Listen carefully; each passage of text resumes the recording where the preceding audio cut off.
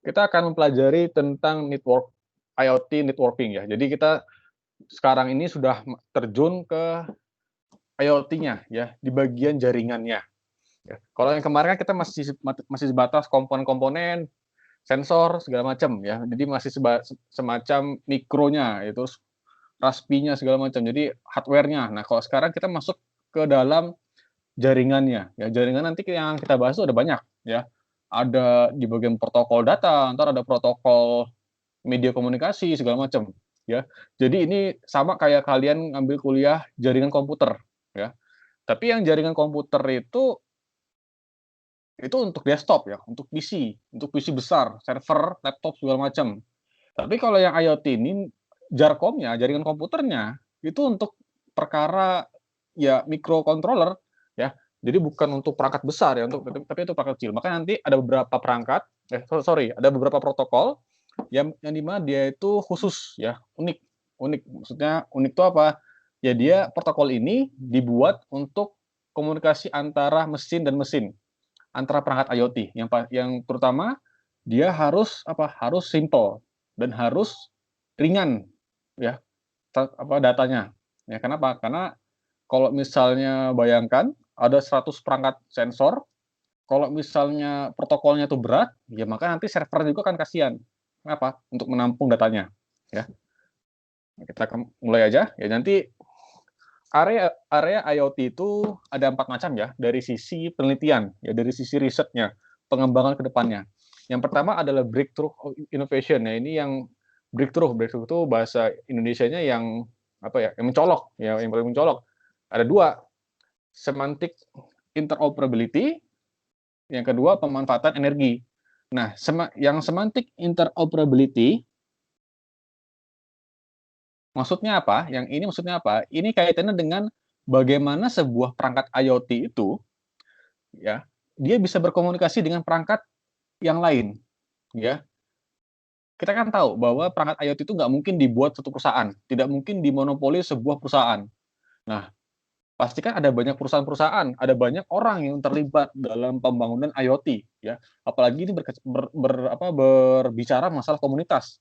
Maka itu bisa jutaan orang yang berkecimpung di IoT. Nah, makanya kita butuh sebuah bahasa, sebuah semantik itu ya bahasa ya, sebuah bahasa, di mana bahasa itu bisa dipakai oleh siapapun, meskipun dia perangkat berbeda, ya. Nah, bahasa semantiknya itu nanti dinamakan dengan apa? Dengan protokol. Ya, sama kayak kita ngobrolnya kita kan pakai bahasa Indonesia ya. Nah, bahasa Indonesia itu punya punya vocabulary, ya punya kosakata, punya grammar. Nah, sama nanti protokol itu dia punya kosakata, punya grammar-nya lah, istilahnya bahasa gampangnya. Nah, kemudian yang kedua, apa yang harus dicapai ya oleh IoT? Energinya. Jadi IoT itu jangan samakan dengan komputer desktop segala macam. Kalau komputer desktop nggak peduli mau energinya segede apapun. Yang penting dia cepat, yang penting dia kuat. Tapi kalau IoT, yang penting dia hemat, ya. Coba bayangkan kalau teman-teman semua punya IoT, terus IoT-nya naruhnya di mana? Di hutan. Hutan apa di remote, di remote dari hutan. Ya bisa hutan sawit segala macam ya. Nah, di situ baterainya cuma bertahan sehari semalam. Artinya setiap sehari semalam harus di-charge ulang atau diganti. Nah, bisa bayangkan betapa repotnya. Nah, IoT itu dia harus bisa bertahan, bisa harus hemat. Ya entah nanti hematnya dia pakai sensor yang minimalis atau nanti pakai sel surya segala macam. Nah, itu bisa dipikirkan di situ. Ya, jadi IoT ini penting di bagian breakthrough-nya. Energi ini penting, yang paling utama ya dalam dalam penggunaan daya di Internet of Things ya. Nah, nanti sustaining ini yang bagaimana inovasi yang berkelanjutan ya. Entar ada IoT Cloud, dalam artian bagaimana nanti semua perangkat sensor itu nanti terhubung dalam cloud, ya dalam satu jaringan besar, seperti itu. Tentunya kalau sekarang masih belum ya, kenapa? Nanti kita bahas terkait dengan nanti IP-nya ya, yang terbatas. Nah, kemudian basic research-nya nanti ada nanotech sama quantum teleportation ya, ini masih panjang nih, ini sangat-sangat panjang. Tapi kalau nanotech ya ini sudah dimulai ya. Coba kan kemarin saya pernah bilang di video mana itu ya. Coba bayangkan ya, IoT-nya sudah nanotech, artinya kita ngirim barang dan itu kita bisa tahu live itu barangnya. Live itu maksudnya kita bisa nge-tracking dia, kayak kita nge-tracking GoFood kita. Kita mesen GoFood, kita kan bisa tahu, oh abangnya lagi di sini nih, abangnya lagi jalan. Nah, coba bayangkan kardus IoT kita,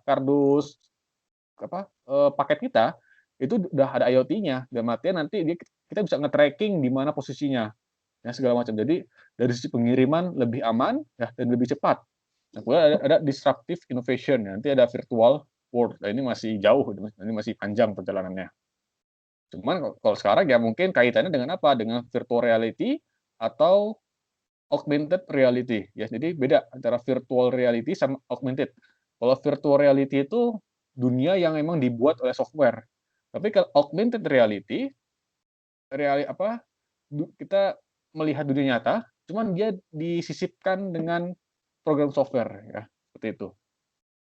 Nah, apa komponen fungsional IoT ya? Ada ini komponen hardware-nya, hardware sama software-nya ada sekitar ada 6 ya.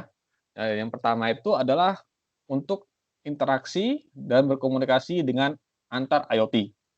Ya. Komponennya apa? Ya nanti bisa berupa media frekuensi ya. Tentu kita nanti pakai Wi-Fi atau pakai Zigbee atau pakai Z-Wave ya atau pakai Bluetooth ya tergantung dari bandwidth-nya, terus tergantung dari apa yang tersedia di sana ya. Jadi ntar kita pilih mana yang paling baik. Dan kemudian nanti, nah ini komponen gateway-nya, servernya, ya. Kalau IoT yang device ESP8266 segala macam itu nggak punya OS, dia hanya sebagai eksekutor. Nanti ada yang sebagai apa? Proses dan analisa. Nanti di bagian mana? Servernya. Kalau kemarin saya bilang, yang saya jelaskan di materi kedua ya, itu si siapa? Yang paling umum ya si Raspberry. Dia sebagai penganalisa dan proses data dari para slave-nya, dari para kliennya, ya seperti itu. Nah kemudian nanti ada lagi komponen yang berinteraksi dengan internet. Jadi si gateway-nya itu, si servernya itu nanti dia butuh komunikasi dengan internet. Nah kalau ini nanti kaitannya dengan apa? Dengan ISP ya. Kalau di awal saya bilang ya ISP kita bisa IndiHome, kalau di Indonesia ya IndiHome, Citranet atau apapun. Yang pasti kalau ISP yang berinteraksi dengan internet, kalau kita pengen berkomunikasi secara langsung, artinya kita pengen memantau dia dari luar, ya, maka yang kita butuhkan apa? IP public, IP publiknya ya, IP public. Nah, sebagian ISP kalau kemarin saya bilang itu IP-nya masih IP private, ya. Biasanya IP private itu depannya 10, ya, atau 192, 168 berapa. Nah, kalau IP public berarti dia nanti bisa bisa di remote, bisa dipantau lewat internet. Makanya saya dalam smart home saya di rumah saya pakai IndiHome ya, karena mereka sudah menyediakan IP public. Artinya saya bisa mengontrol rumah saya dari mana? Dari internet. Terus kalau misalnya kalian sudah pakai internet ya, misal Citranet nih. Citranet itu dia nggak punya IP public, dia masih IP private. Maka ntar kita bisa pakai apa? Pakai VPN. VPN yang menyediakan IP publik ya, walaupun nanti nambah sekitar mungkin sebulannya 100.000 lebih mahal ya. Tapi itu risikonya. Nah, kemudian nanti ada lagi komponen untuk menangani aplikasi web service. Nah, apa maksudnya?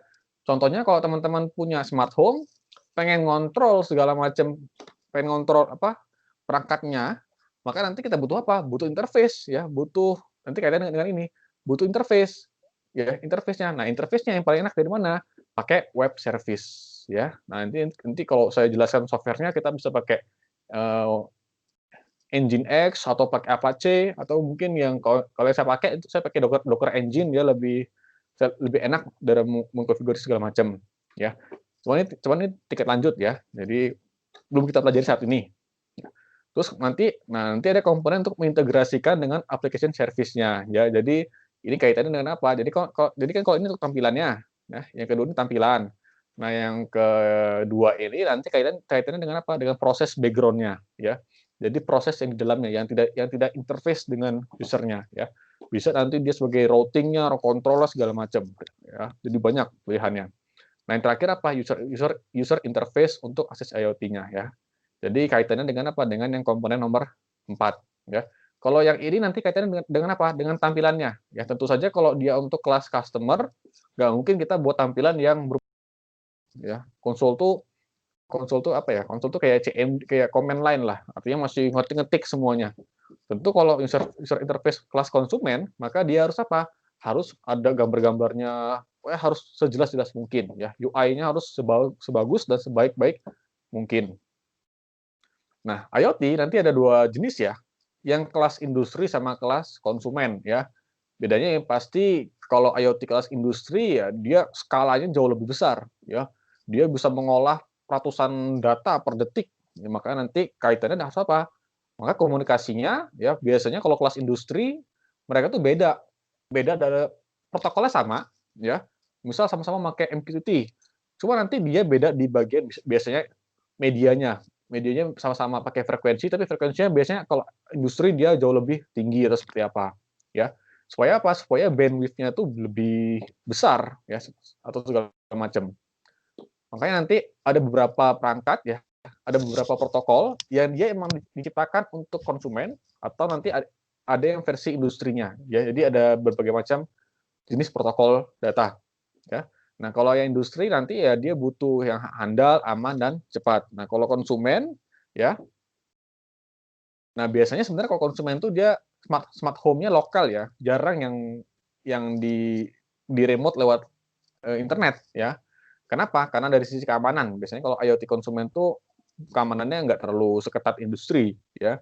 Nah, nanti dari sisi apa modulnya pun, modul komunikasinya ya ini modulnya dalam artian frekuensi komunikasinya itu biasanya dia pakai Bluetooth, Zigbee atau Wi-Fi ya.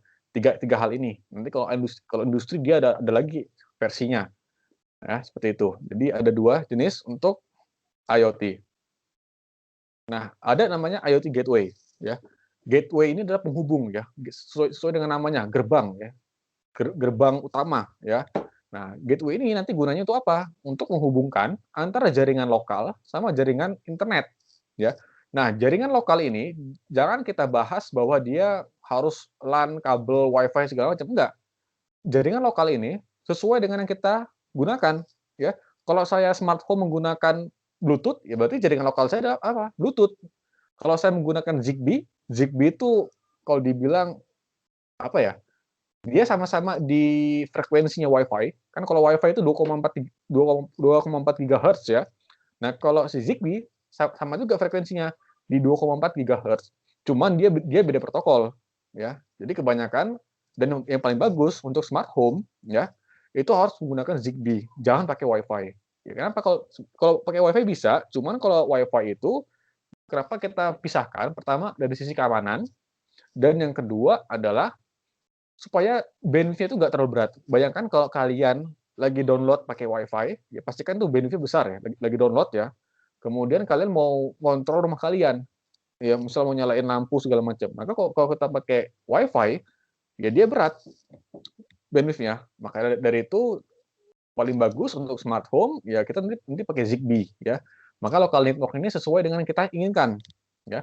Nah, untuk global network ya nanti sesuai dengan apa? Sesuai dengan ISP-nya ya. Kalau ISP-nya pakai IndiHome ya, maka dia nanti global network-nya penghubungnya pasti pakai apa? Pakai fiber optik. Nah, kalau pakai Citranet ya nanti kalau Citranet dia ada yang broadband ya.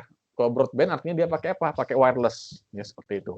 Nah, di dalam gateway nanti ngapain dia? Ada switching jaringan, ada routing penentuan arah data, kemudian protokol komunikasinya. Tentu kalau udah hubungannya antara lokal sama internet, maka protokolnya diubah nanti ya. Apakah dia mau pakai TCP atau segala macam atau UDP atau apa? Ya terserah dari ini ya. Apa datanya. Nah, kemudian firewall dan VPN ya. Firewall itu nanti kaitannya dengan apa? Dengan port-portnya, port yang digunakan ya. Terus kalau VPN itu dengan apa? Pengaruhnya tentang apa? Tentang jaringannya ya. VPN itu virtual private network ya. Dia biasanya lebih aman kalau pakai ini. VPN. Nah, security-nya apa? Security-nya nanti kaitannya dengan apa? Data yang kita kirim ke internet itu nanti di ini enggak di enkripsi enggak? Dikunci enggak? Ya dikunci enggak datanya? Ya. Takutnya nanti kalau misalnya datanya penting, ya contoh kalau teman-teman nanti ngirim data matikan dan menyalakan membuka dan menutup pintu, itu kan data penting. Artinya kalau dia nggak dienkripsi, ya, pakai TLS atau SSL, maka itu berbahaya. Kalau dia bisa di sniffing, sniffing itu diendus oleh hacker, maka ntar dia bisa apa? Bisa mengontrol rumah kita, itu berbahaya. Ya. Nanti semua ini diproses. Nah, ini pelajaran Jarkom ya, tapi Jarkomnya saya modif. Ya. Jadi kalau kita lihat dalam komunikasi website, ya website web stack ini, nah ini layer-layernya ya, OSI layernya lah ya, OSI layernya. Di web stack ada yang pertama ada web application, ya ini interface-nya ya bisa dia Chrome segala macam. Nah ini dia tipe datanya ya, pertukaran datanya HTML, XML, JSON, ya. Nah nanti ini protokol datanya, ya. Jadi ini isi datanya, ya bisa XML, JSON atau HTML. Nah, ini adalah protokol datanya, ya. HTTP ya, kalau ini kan ini cuman routing-nya ya, routing sama keamanan. HTTP ini protokol datanya. Jadi protokol data itu maksudnya apa? Maksudnya adalah kalau kalau saya analogikan ya, ini kayak kita ngirim paket ya. Isinya itu adalah suratnya itulah ya. Jadi isi itu suratnya. Nah, protokol pengirimannya ya seperti ini, entar pakai HTTP. Ya berarti dia ngirimnya kita ngirim ke paket kurir segala macam, nanti bagaimana dia mengemasnya segala macam, ntar bagaimana dia ngirimnya, terus pakai apa metodenya segala macam. Nah, itu ntar di bagian mana? Di bagian protokol data ya. Nah, sama kalau untuk website ya untuk jaringan biasa ya kita pakai HTTP. Nah, di HCP ini nanti kaitannya dengan apa?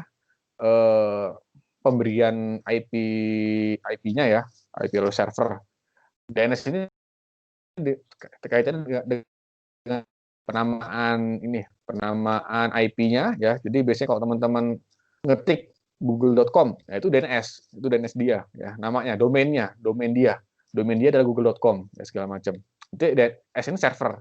Nah, servernya nanti sebagai penampung namanya itu. Nah, kemudian ada TLS sama SSL. Ini enkripsi datanya. Jadi teman-teman biasanya kalau kalau lagi apa? Lagi misal teman-teman m-banking ya, internet banking.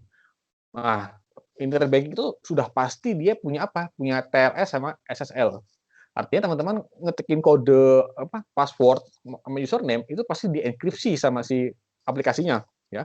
Artinya orang nggak bisa sniffing, nggak bisa melihat datanya. Nah, dalam IoT nanti dia ada aplikasi sama manajemennya. Nah, ini manajemen aplikasinya. Nah, untuk datanya dia biner, JSON sama CBOR. Nah, kemudian, nah untuk protokol datanya ada MQTT, CoAP, XMPP, sama AMQP. Nah, 4 ini ya akan kita pelajari dalam pertemuan ini. Ya, ada 4. Walaupun sebenarnya utama saya adalah apa? MQTT. Ini yang akan kita pelajari nanti di praktikum. Ya, kita pakai MQTT. CoAP, XMPP, sama MQP ini kita bahas secara permukaan, nggak terlalu mendalam. Ya, tapi yang mendalam adalah apa? MQTT ini, karena akan kita gunakan di praktikum. Ya, kalau modul kan sudah saya bagikan ya, itu di bagian ada Fruit.io, itu nanti kita di situ apa praktikum masalah MQTT. Ya ini protokol datanya. Bagaimana cara IoT, cara perangkat mengirimkan data ke server, ya, dan sebaliknya. Nah, nanti ada UDP ya sama DTLS ya, TCP/IP UDP. Ini kaitannya dengan apa? Dengan protokol juga. Ini protokol stack-nya, protokolnya, protokol pengiriman juga ini ya. Nah, TCP UDP ini kan TCP ini kalau dia TCP ini bahasa gampangnya adalah connection oriented ya, dia harus terhubung satu sama lain. UDP connectionless oriented ya. Nah, kalau dalam IoT TCP ini berat. Dia jadinya berat. Makanya dalam IoT paling utama dia bisa menggunakan UDP ya, lebih simpel, lebih ringan ya. Nah, nanti untuk pengalamatannya IoT seharusnya pakai IPv6. Nah, kalau untuk apa aplikasi website itu biasanya dia pakai dua ini ya, IPv6 sama IPv4 ya. IPv4 ini yang 192 ya, 168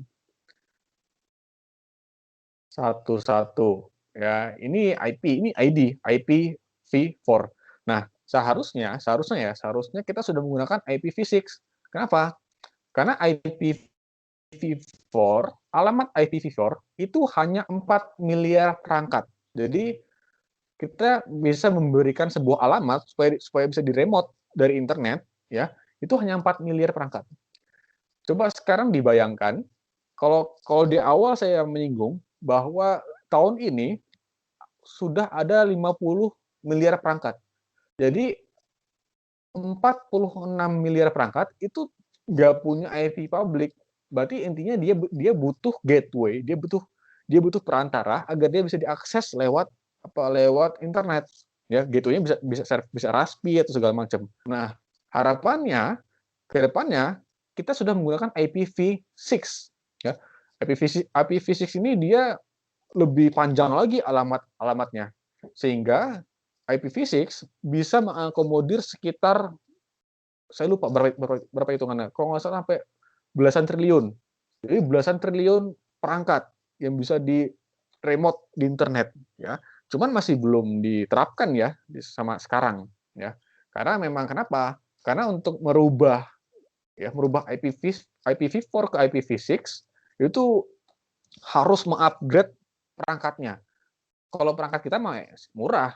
Nah, yang di-upgrade itu perangkat servernya. Server siapa? Ya ISP-nya, si server ICANN, ya, ICANN, ya. Nah, itu mahal. Bisa menghandle pakai IPv4. Cuman saya yakin mungkin 5 tahun atau 10 tahun akan datang kita sudah menggunakan IPv6, ya. Nah, nanti ada 6LO WPAN ini, Low Power Wireless Personal Area Network, ya.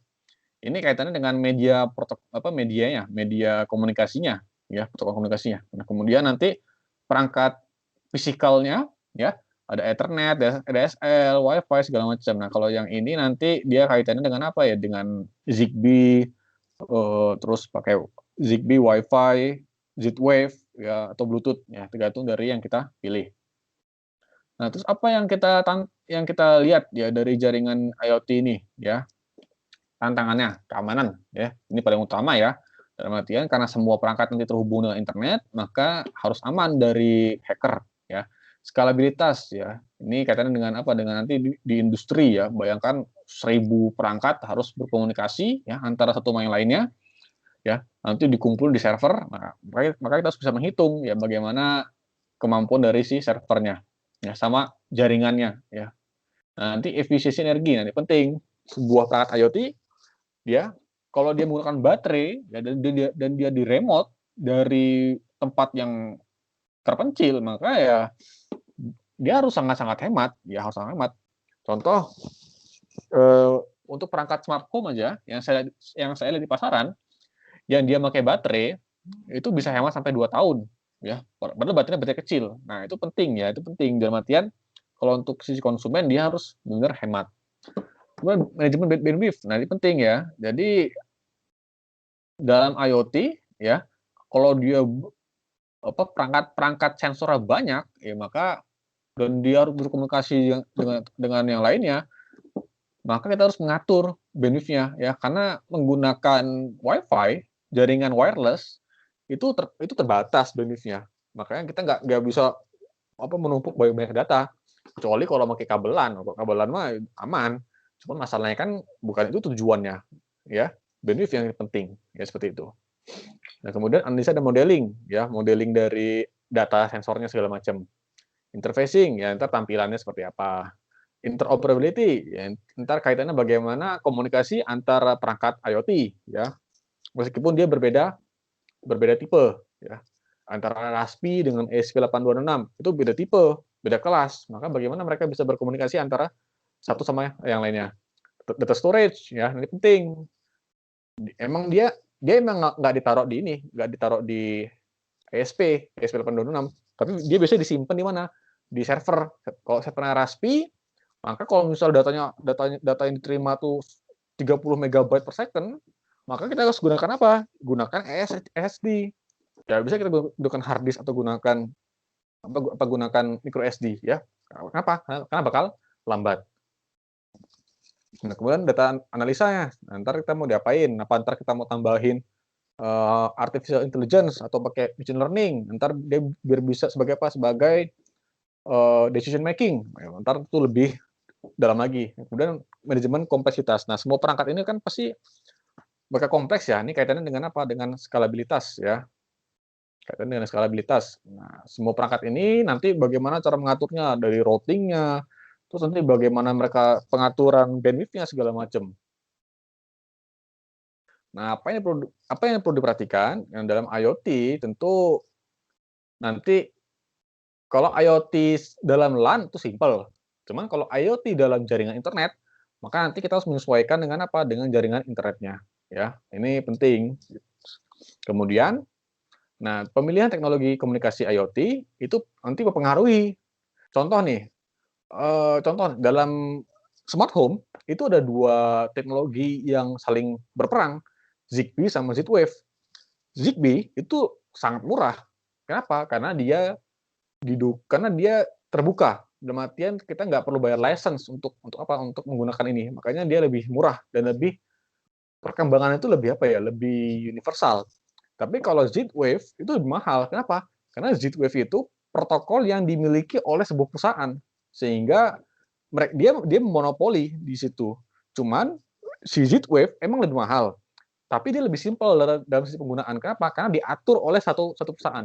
Tapi kalau Zigbee, dia tuh ada 400 perusahaan yang saling berkolaborasi. Makanya Zigbee, kalau dari sisi interoperabilitas, dia sangat-sangat buruk. Walaupun sekarang udah baik ya. Cuman kalau yang dulu itu sangat-sangat buruk dari sisi interoperabilitasnya, ya. Maka nanti kita hitung kalau cuman untuk sendiri ya, untuk pengaturan sendiri, maka kita harus gunakan apa? Zigbee. Cuman kalau untuk konsumen untuk konsumen yang awam masalah IoT, maka kita gunakan apa? Gunakan Z-Wave yang lebih simpel dalam sisi penggunaan, ya. Nah, perlu diingat bahwa IoT itu tidak dibangun oleh satu perusahaan, ya. IoT itu adalah ilmu yang dibangun oleh jutaan orang. Ya, jadi dia kolaborasi antara satu sama yang lainnya. Nah, itu penting, ya. Jadi kalau kita udah ada pikiran itu, maka IoT itu ya fleksibel dari sisi manapun, seperti itu. Nah, ini organisasinya protokolnya ya. Oke, 5:30 sudah mau azan. Oke, konektivitas ya. Nanti ini kaitannya dengan jaringannya, ya jaringan medianya. Identifikasi, identifikasi ini bagaimana cara kita mengenal si perangkat IoT-nya, ada EPC, UCODE, IPv6 dan lain-lain. Terus media komunikasinya, ya ada Wi-Fi, ada Bluetooth, ada LPWAN, ya discovery-nya. Ya, kita tahu lah kalau identifikasi ini dia kodenya, discovery namanya. Ya, jadi kalau namanya siapa, kalau saya bayangkan ya, ini adalah NIK, nomor induk pendudukan. Kalau ini KTP ya. Nah, kalau ini adalah siapa? Ini namanya ya. Kalau KTP saya kan bagus bilang pertama. NIK-nya apa? Ya satu berapa angka berapa. Ini kalau kita analogikan seperti ini ya. Nah, ini cara ngirim datanya. Ya ntar ada apa? Ada banyak ya, ada MQTT, CoAP, MQP segala macam. Kalau ini protokolnya ya. Ini protokol yang lain. Ini portnya. Ini port, kalau ini dia node itu entitas. Manajemennya ada TR09, OMA-DM, semantiknya ini bagaimana mengirim apa, bagaimana semantik itu bagaimana bagaimana cara menuliskan datanya, ya itulah. JSON LD, WebThing model. Nah, kemudian ini framework-nya, ya. Ada Aljoin, ITVT with HomeKit, ya ini framework ini nanti mencakup semuanya, ya, semuanya. Nah, kita masuk ke bagian MQTT, ya. Ini yang kita bahas secara mendalam di materi ini. Kalau yang lainnya ntar kita hanya permukaan aja. Karena kita nanti menggunakan apa? MQTT ini, ya. MQTT ya kepanjangannya adalah Message Queue Telemetry Transport, ya. Jadi dia sudah ISO. Artinya ISO itu kalau kalian menggunakan ini, maka dia bisa berkomunikasi dengan perangkat di lainnya selama dia pakai MQTT. Jadi dia sudah apa? Terstandarisasi. Nah, MQTT ini dia TCP/IP. Ya, TCP/IP itu artinya connection oriented, ya. Cuman dia lebih ringan, lebih simpel karena memang dibuat untuk MQTT. Dia Nah, dibuat alhamdulillah. Nah, dia dibuat tahun 99 ya, kemudian distandarkan ISO-nya tahun 2013. Nah, ini masih baru banget ya. Masih 7 tahun yang lalu. Nah, MQTT ini nanti dia unik. Jadi kan biasanya kalau kita terhubung dengan server kan, misal nih kalau teman-teman akses Twitter, itu kan dari HP langsung ke server Twitter. Nah, kalau MQTT itu beda. Itu beda. Dia punya orang tengah. Jadi dia punya orang tengah.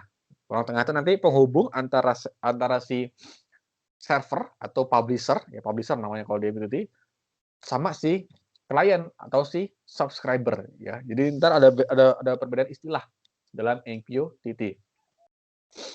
Ya. Nah, MQTT ini dibuat untuk apa? Ya, dibuat untuk koneksi terbatas, bandwidth terbatas ya. Kenapa penting? Ya nanti kaitannya dengan apa? Dengan QoS ya. QoS itu quality of service ya. Kemudian dia mudah ya dan sangat simpel dalam memprogramnya. Nah, message apa dalam MQTT nanti dikenal dengan namanya message broker. Broker ini maklar ya. Ya, emang maklar dia. Sebagai maklar data nanti broker ini nanti mengontrol publish dan subscribe datanya. Nanti kita bahas lebih lanjut yang ini. Nah, nanti setiap data itu dikenal dengan yang namanya apa? Topik. Ya, topik. Jadi data ini nanti punya topik ya, punya topik. Misal data suhu, maka topiknya apa? Misal topiknya temp atau temperatur. Nah, topik ini nanti digunakan sebagai apa? Sebagai publish dan subscribe-nya. Ya, ini contohnya ya. Contoh nih, ini arsitekturnya. Jadi ada 3 entitas ya. Pertama publisher ya. Publisher itu jadi publisher itu tukang ngasih data ya. Nanti ada broker. Nah, brokernya tukang apa? Tukang bagiin data ya. Terus ada siapa? Ada subscriber ya. Jadi nah ini. Dua ini sebagai subscriber. Sebagai apa? Sebagai tukang minta data ya. Nah, saya jelaskan ya. Si sensor temperatur ya terhubung dengan ESP8266 ya. Dia mau update data, update suhu ya. Nah, nilai suhu dimasukkan ke dalam topiknya. Topiknya apa? Misalnya topiknya temp. Nah, suhu 75 derajat Fahrenheit ya. Dimasukkan dalam topik temp, disimpan di broker. Nah, broker nih menyimpan apa? Menyimpan nilai 75 derajat Fahrenheit ya atas nama temp. Nah, si komputer misal nih, saya pengen minta data.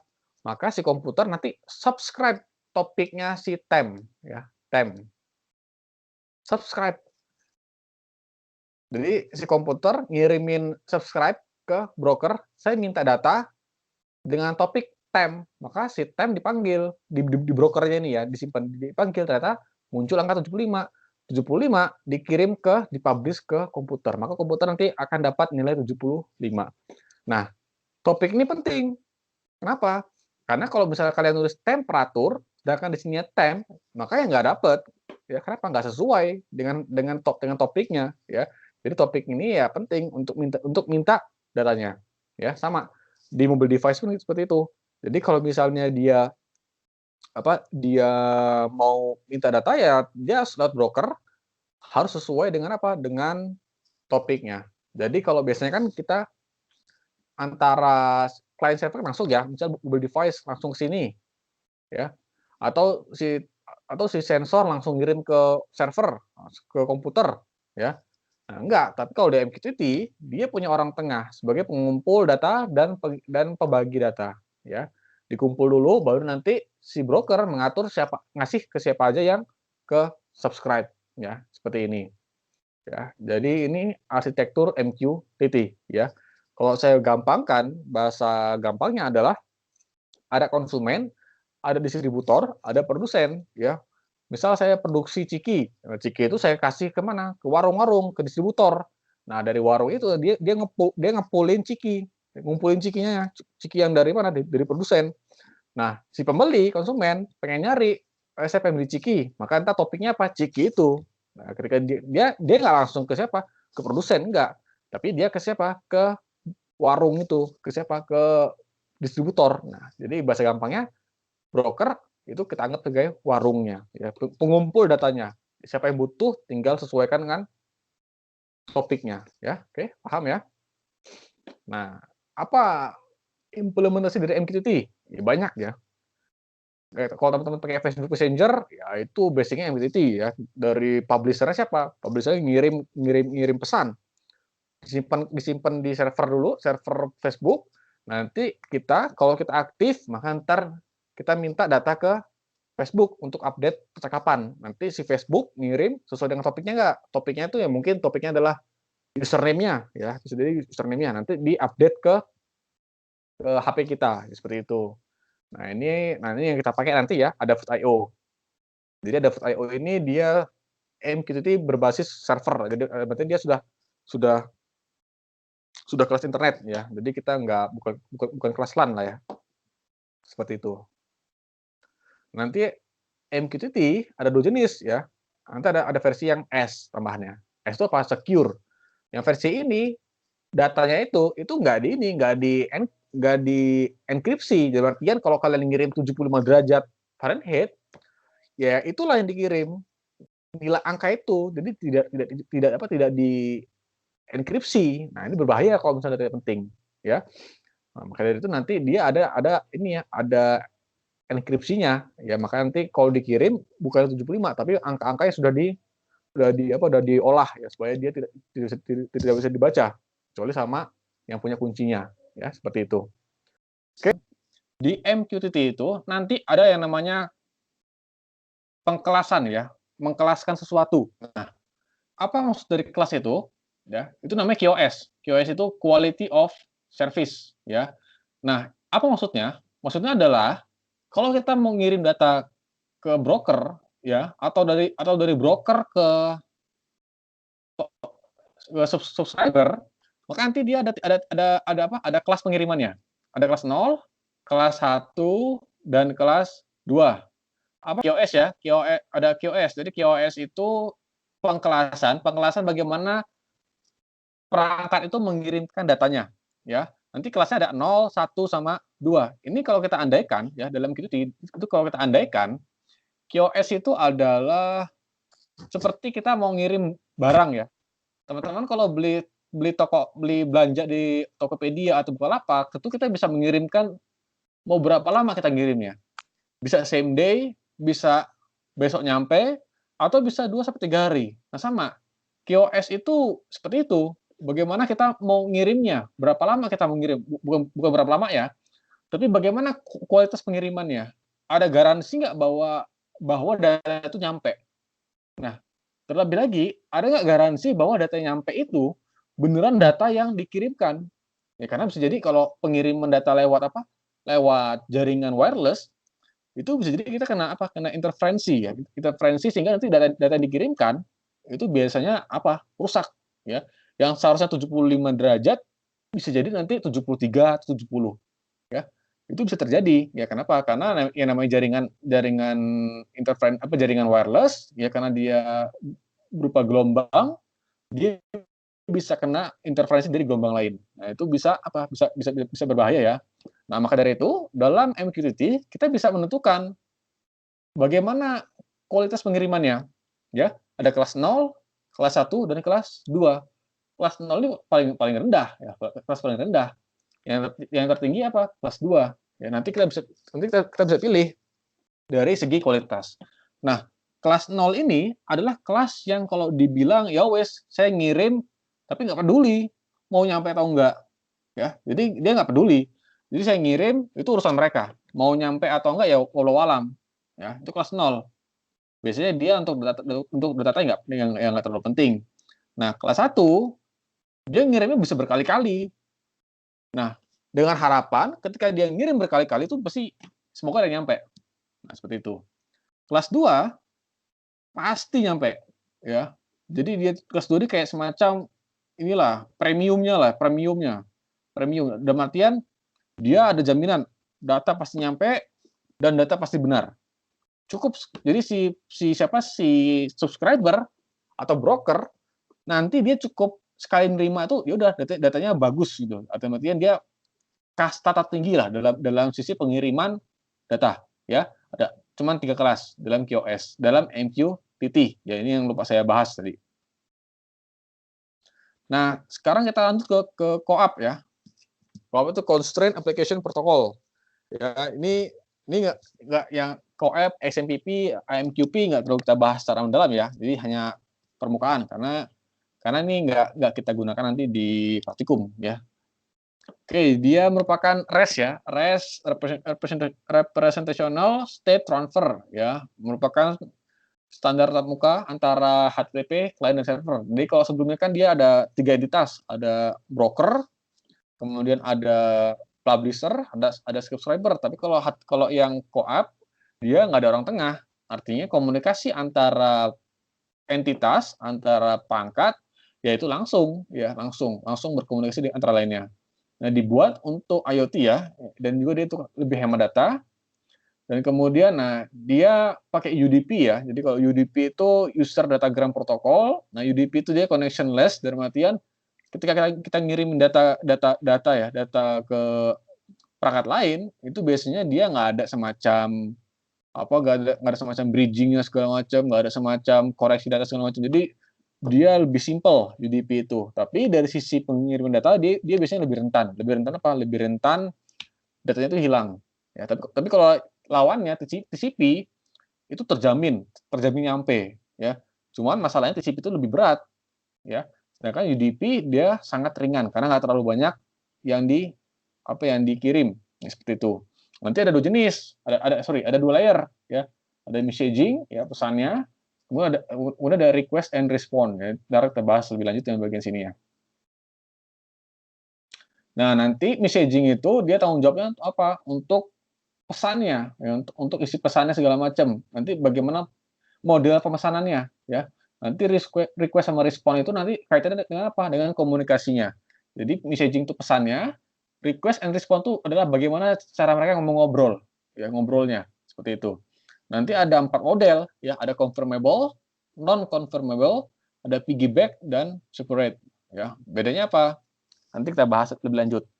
Nah untuk yang CoAP, sebentar. Oke.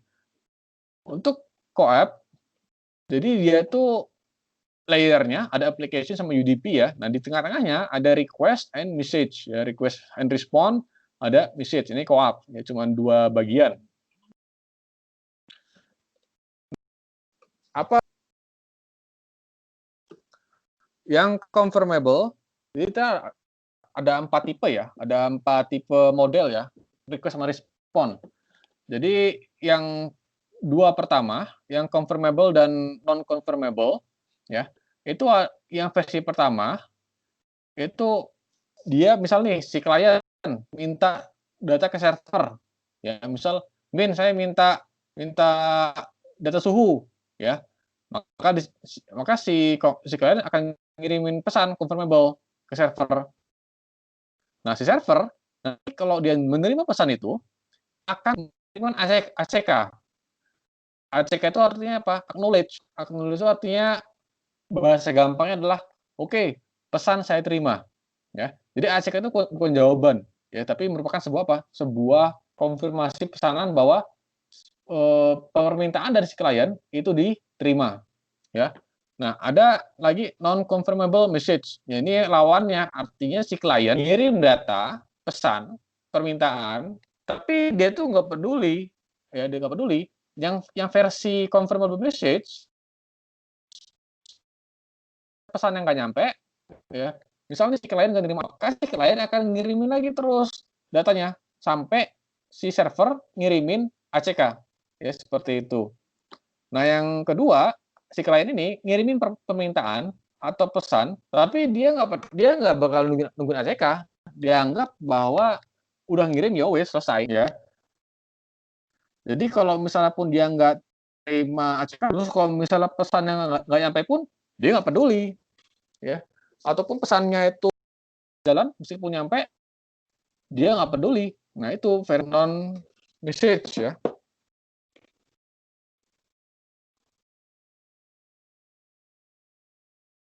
Nah kemudian Versi yang kedua, ya, dua lawannya lagi adalah piggyback message. Jadi pengembangan dari confirmable message, nanti ada piggyback message, terus ada separate message ya. Nah, piggyback ini bahasa Indonesianya ya, itu adalah ini gendong belakang. Ya, jadi kalau teman-teman gendong anak-anak di belakang, ya digendong belakang, itu artinya piggyback, ya digendong.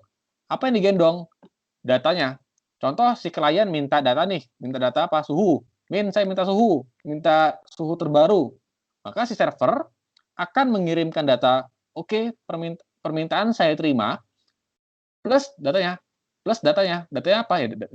Data suhu yang diminta. Ya, jadi digendong sama ACK, disatukan dalam satu frame oleh si server. Jadi biar sekalian. Walaupun nanti ujung-ujungnya besar di mana? Di bandwidth-nya. Seperti itu. Ya. Nah, versi yang lawannya yaitu separate, dalam artian si klien ini ngirim data ya, ngirim permintaan ke server, dibalas, oke saya terima. Nanti ada waktu tunggu. Baru server ngirimin apa? Ngirim data, si klien ngirimin ACK. Ya, ACK-nya apa? ACK-nya adalah oke, makasih data saya terima. Ya, itu bahasa gampangnya lah seperti itu ya.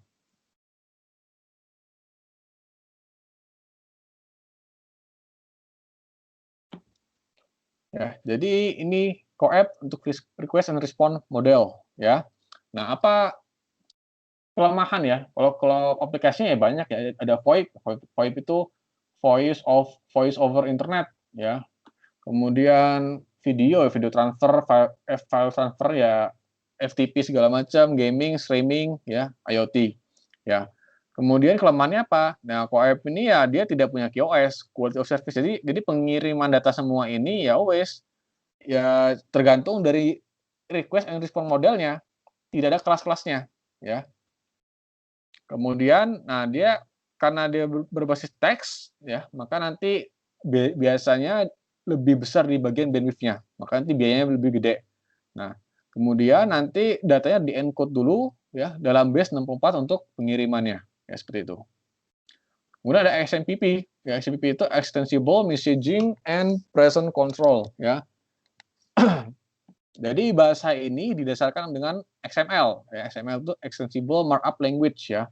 Jadi yang ada ML-nya nih, markup language itu biasanya HTML, kemudian ya AML. Itu biasanya bahasa yang untuk setting, bahasa untuk pengiriman data, bahasa untuk apa? Bahasa untuk tampilan ya. Itu bukan bahasa pemrograman, tapi itu bahasa ya itu bahasa markup ya namanya. Nah, kemudian nah ini protokol ini terbuka. Terbuka itu artinya apa? Ya dia open source dalam artian semua orang bisa berkontribusi untuk meningkatkan kualitas dari si protokolnya itu, ya. Nah, untuk SMPP dia apa arsitekturnya client server. Ini sama kayak si CoAP, ya. Dia client server semuanya. Dan kemudian, nah uniknya meskipun dia client server, tapi dia terdesentralisasi, ya. Apa maksudnya? Setiap node, setiap jaringan apa, setiap entitas jaringan itu nanti bisa menjadi server untuk dirinya sendiri. Unik ya. Saya juga bingung bagaimana bisa jadi server, tapi dia bisa ada gitu ya. Artinya setiap node itu bisa sebagai server sendiri ya, seperti itu. Jadi dia bisa berdiri sendiri. Nah, dia open standard ya. Open standard itu yaitu saya sudah jelaskan ya. Kalian kalau pengen pakai ini tidak bayar royalti, gratis ya, dan juga boleh mengembangkan ya dari yang ada ya. Jadi terbuka ya. Contohnya apa ya? Contohnya kayak teman-teman pakai Android, Android itu dia open source, open standard. Artinya dia bisa dikembangkan sesuai dengan kebutuhan. Yang lawannya apa? Lawannya proprietary. Proprietary itu closed source ya. Dalam artian dia dikuasai oleh satu individu. Dalam artian kalau teman-teman pengen memodifikasi apa protokol itu atau software itu, contoh kayak Windows ya, maka tidak boleh ya. Apalagi kalau dimodifikasi terus dijual, maka itu bisa kriminal ya. Karena yang hanya boleh memodifikasi hanya siapa? Si perusahaan pemegangnya. Itu si Microsoft. Nah, dari sisi security dia ada autentifikasi sama enkripsi ya. Jadi dia sudah aman dari sisi keamanan data Kemudian dia fleksibel, artinya dia bisa beroperasi antar perangkat meskipun tidak dalam satu merek ya, tidak dalam satu kasta atau tidak dalam satu level ya, seperti itu. Nah, ini contoh arsitektur dari SMPP ya. Jadi setiap entitas nanti dia bertindak sebagai servernya masing-masing ya. Nanti setiap server dia punya node-nya, ya user-usernya ya, bisa berterhubung antara satu sama yang lainnya. Kemudian ada AMQP ya, Advanced Message Queuing Protocol. Ini kalau dibilang hampir mirip kayak MQTT, dia ada orang tengah ya. Ada orang tengah. Jadi orang tengahnya nanti gunanya itu apa? Untuk menyusun pesan-pesan yang dikirimkan oleh si klien, nanti dikirimkan oleh klien lain, nanti si server ini, si broker ini nanti menyusunnya. Menyusun, terus dia apa ya, disusun terus ditumpuk dalam dalam antrian, nanti dia tinggal dikirimkan ke klien selanjutnya. Bedanya apa? Kalau yang AMQP itu untuk kelas bisnis, untuk kelas industri, ya lebih besar lagi dari sisi penggunaannya ya. Nah, fiturnya ya ada keamanan, kehandalan, interoperabilitas ya, ada routing, ada queuing sama open standard. Nah, sama AMQP itu punya QoS juga ya, cuma namanya bukan 012, tapi dia at most once. Jadi setiap pesan akan dikirimkan sekali aja ya, at least once ya. Setiap pesan akan dipastikan terkirim, tapi ya mungkin dia bisa berkali-kali ngirim gitu ya.